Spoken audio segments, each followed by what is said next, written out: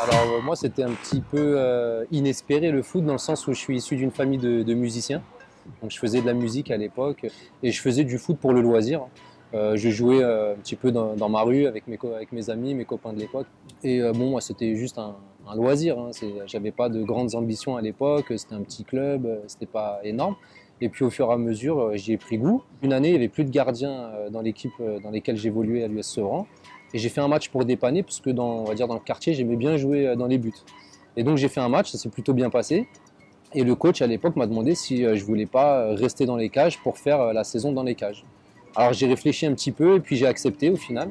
Donc j'ai fait l'année dans les cages et bizarrement cette même année, j'ai fait les détections pour l'INF Clairefontaine. Et au final on reçoit la lettre et j'étais accepté à l'INF Clairefontaine.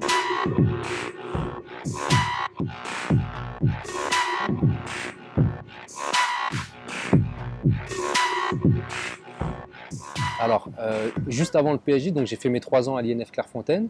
Au bout de on était 4 gardiens à être pris. Au bout d'une année, il y en a 2 qui, on savait qu'ils n'allaient pas rester. J'ai fait partie des 2 qui ont été conservés, donc j'ai eu la chance de pouvoir faire mes 3 ans. Et la dernière année, j'ai eu aussi l'opportunité de faire quelques sélections en équipe de France. Et c'est ça qui m'a permis d'intégrer le PSG derrière. Et donc je suis arrivé effectivement au Paris Saint-Germain après mes 3 ans à l'INF Clairefontaine. Et c'est tout autre chose parce que vraiment l'INF Clairefontaine, c'est de 13 à 16 ans, période de préadolescent, adolescent. Quand on arrive au centre de formation, on sent déjà que les mentalités sont totalement différentes. Et on arrive dans un club professionnel. Alors les infrastructures à l'INF, c'est extraordinaire. On côtoie l'équipe de France, etc. C'est super. Mais c'est vrai que c'est un cadre totalement différent, un centre de formation. Et donc j'ai fait 4 ans là-bas, mais c'est vrai que dès que je suis arrivé, c'était une très agréable surprise parce qu'on avait l'opportunité à l'époque encore de pouvoir voir un petit peu les pros, même si on ne s'entraînait pas avec eux. On avait vraiment de très bons éducateurs et vraiment de très belles équipes parce qu'à l'époque, je me rappelle que le niveau de la CFA, même des 17 ans nationaux, après les 18 ans nationaux, il y avait la CFA2, la CFA aussi à l'époque.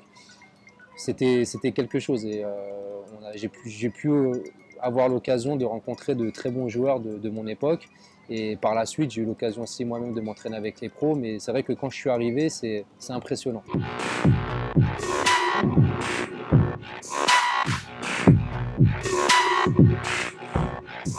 Mais quand je parle avec tous ceux qui sont entraînés avec lui, je crois qu'on a tous été marqués au même fer rouge en fait. C'est quelque chose d'extraordinaire.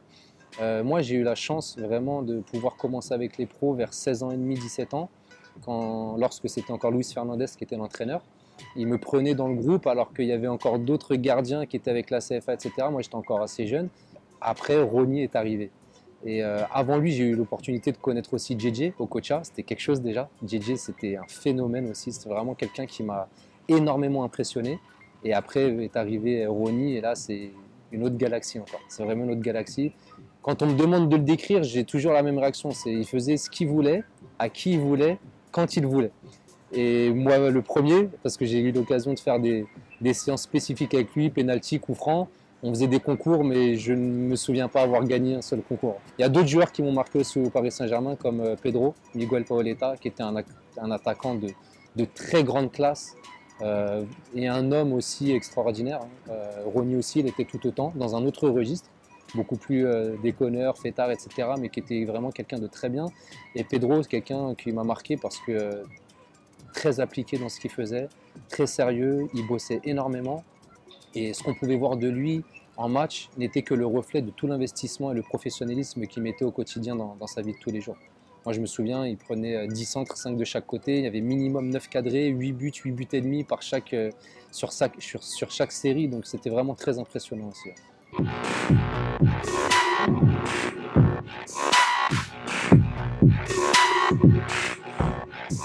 Vous savez, quand on a 16 ans et demi, 17 ans, qu'on arrive à s'entraîner avec les pros au Paris Saint-Germain, c'est quelque chose de très, très impressionnant. On ne se rend pas compte comme ça, mais pour un jeune homme, c'est côtoyer des stars comme ça, et un niveau et une Ligue 1 comme le Paris Saint-Germain, c'est vraiment très impressionnant.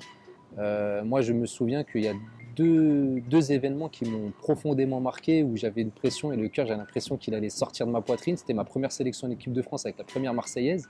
Ça, c'est vraiment un événement qui marque pendant des années. Encore aujourd'hui, quand j'en parle, je ressens encore cette émotion.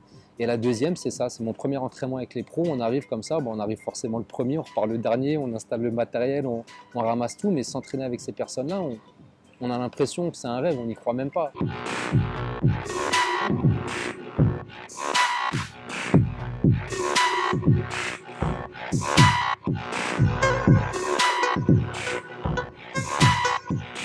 Alors c'est que ma dernière année, donc ma quatrième année au PSG, j'avais pour entraîneur en CFA Laurent Fournier et l'entraîneur de l'équipe principale était Vaïd Ali Lodzik à l'époque. Donc j'ai fait pratiquement, pas toute l'année, mais presque, en entraînement avec les pros. J'ai joué toute l'année pratiquement avec la réserve, la CFA. Il y avait aussi Mohamed Benamou qui était à l'époque le troisième gardien qui jouait quand même pas mal de matchs, mais j'ai pu en faire beaucoup cette année-là. Donc j'ai fait effectivement une bonne saison, des bons entraînements et en fin d'année, Vaïd nous avait dit qu'il était censé faire signer Mohamed Benamou et le prêter dans un autre club pour qu'il puisse aussi lui avoir du temps de jeu dans un club soit de Ligue 2 ou un autre club où il aurait pu évoluer à un très bon niveau et prendre du temps de jeu. Et moi me faire signer troisième pour que je puisse, on va dire, continuer mon cursus et atteindre, on va dire, la signature d'un contrat pro. Et au final, il a fait signer Mohamed Benamou, il a décidé de ne pas le prêter, donc il m'a demandé de quitter le club. Donc Laurent Fournier a été très déçu, il a essayé d'aller négocier avec Vaïd pour essayer de trouver un arrangement, un terrain d'entente. Malheureusement, ça ne s'est pas fait, donc assez attristé, c'était pas le bon moment. Donc j'ai dû partir, j'ai dû quitter le club et j'ai rebondi à Cannes en national.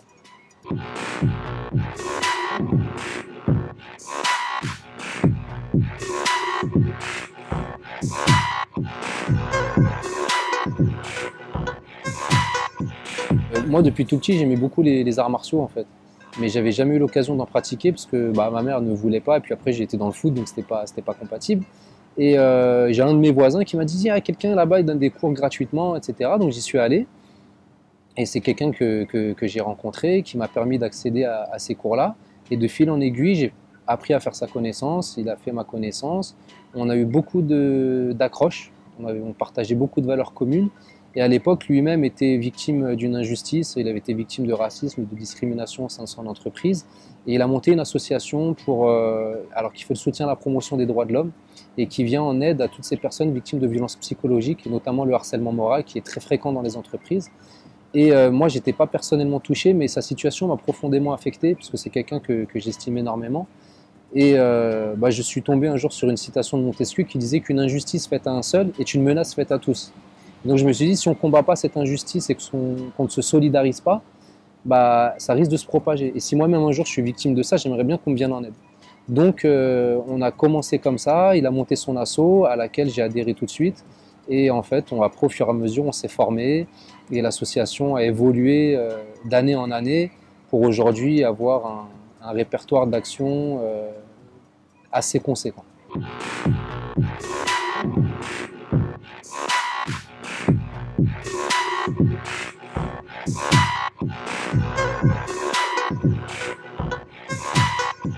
Alors ça, c'est la première association à laquelle j'ai appartenu, c'est l'Union de la Sagesse Populaire. Il y a une page Facebook, si vous voulez, du même nom, Union de la Sagesse Populaire. Donc on est aussi un centre de formation professionnelle agréé. On a le volet où on vient en aide aux victimes de harcèlement moral, discrimination, racisme. On a le volet formation, on donne des formations en communication, en sûreté civile, sur tout un tas de thématiques. On a un volet, on va dire, politico-judiciaire où on fait aussi beaucoup d'interviews auprès des institutions, des acteurs associatifs, des sportifs, pour recenser leurs sentiments sur les violences psychologiques dans la vie de tous les jours et savoir quelles seraient leurs préconisations pour lutter efficacement contre. Et donc le slogan de l'association est « La violence recule là où la solidarité avance ». Et donc à travers ce slogan et cette association, on recherche toutes les personnes qui sont animées des mêmes valeurs que nous et qui souhaitent se solidariser pour faire reculer tous les types de violences, qu'elles soient physiques ou psychologiques au quotidien. Donc moi j'ai créé les ouvriers du vivre ensemble. Et le but, c'est de pouvoir mettre en place des actions qui vont renforcer ce vivre ensemble. Parce que c'est quelque chose, on entend beaucoup le vivre ensemble, mais ça se construit. L'entreconnaissance, les relations intergénérationnelles, interculturelles, c'est quelque chose qui se construit. Et il faut pouvoir vivre ensemble dans le respect de la différence. Et donc c'est pour ça qu'on a mis un certain nombre d'activités en place. Et alors il y a le collectif Solidarité Habitat que on peut voir là, c'est juste notre ambition que chaque habitation soit une satisfaction. En fait, ce collectif est né parce qu'avec l'association Union de la Sagesse Populaire, on a créé un collectif qui s'appelle le collectif Libre et Égaux en droit, qui est tiré de l'article 1er de la Déclaration des droits de l'homme et du citoyen. Et avec ce collectif, on a mené une grosse bataille contre l'insalubrité dans les appartements. Encore sur la ville de Sevran, parce qu'il y a fort à faire. Et on s'est rendu compte qu'il y a des personnes qui vivaient avec des moisissures, des rats, des cafards. Il y avait des problèmes d'insécurité. C'était vraiment très triste à voir. Des familles qui vivent avec de l'eau qui coule dans les prises électriques, etc. Enfin, c'est vraiment, on a posté des vidéos aussi parce que nous, maintenant, on met en lumière ce genre de fait parce que déjà la loi nous l'autorise. Et quand c'est mis sur la place publique, ça permet de réveiller un peu plus les consciences parce que comme on dit, une image vaut 1000 mots. Et aujourd'hui, on intervient sur la Seine-Saint-Denis pour aider les personnes qui sont victimes de problématiques liées à leur logement. Donc on a créé un mouvement de rassemblement citoyen, politique, qui s'appelle les bâtisseurs d'égalité. Ça c'est le logo avec le logo de la justice en plein milieu, qui est parfaitement équilibré pour lutter contre le deux poids deux mesures. Parce qu'aujourd'hui, je pense que la loi n'est pas dépourvue de solutions. C'est juste son application parfois qui fait défaut. Et les gens se plaignent souvent du deux poids deux mesures. Et aujourd'hui, à travers les bâtisseurs d'égalité, on souhaite lutter contre le deux poids deux mesures et faire en sorte que la loi puisse s'appliquer de manière égalitaire pour tout le monde.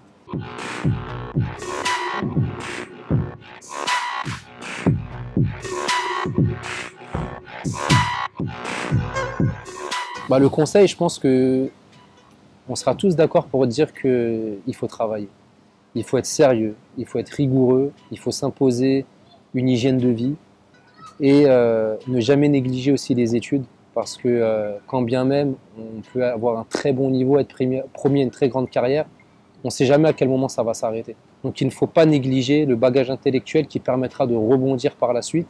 Mais après, pour le football à proprement dit, c'est d'être passionné déjà. Pour réussir, c'est un véritable état d'esprit, il faut être impliqué à fond dedans et comme je disais, s'imposer une vraie rigueur. Donc voilà, je pense qu'il faut leur préconiser vraiment cette rigueur de travail et être constant et être sérieux dans la durée, se concentrer sur ce qu'on fait sans penser forcément au résultat.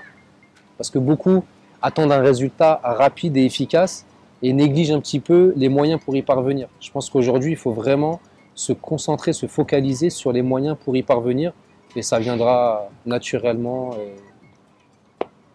de manière peut-être plus rapide qu'il n'aurait pu imaginer.